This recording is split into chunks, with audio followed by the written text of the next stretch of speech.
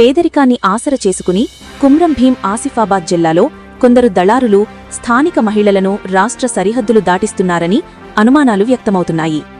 మంచి సంబంధాలంటూ నమ్మించి అందినకాడికి దండుకుని మధ్యప్రదేశ్, ఛత్తీస్గఢ్ వంటి ప్రాంతాల్లోని వారికి విక్రయించి అక్కడి వారితో వివాహాలు జరిపించినట్లు కుమ్రం భీం ఆసిఫాబాద్ జిల్లా బెజ్జూరు మండలంలో ఓ సంఘటన కలకలం రేపుతోంది.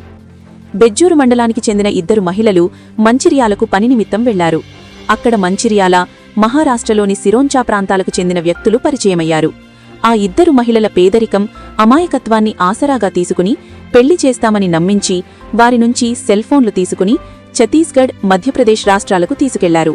కొద్ది రోజులుగా వారిద్దరి నుంచి సమాచారం లేకపోవడం, ఆచూకీ తెలియకపోవడంతో ఆందోళన చెందిన కుటుంబ సభ్యులు స్థానిక పోలీసులను ఆశ్రయించారు.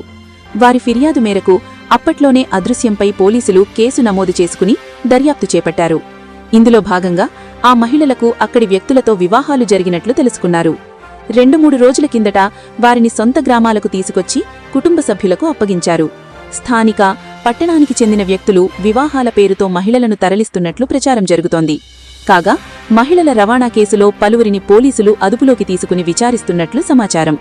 ఈ కేసుకు సంబంధించి ఇంకా పూర్తి వివరాలు వెల్లడి కావాల్సి ఉంది.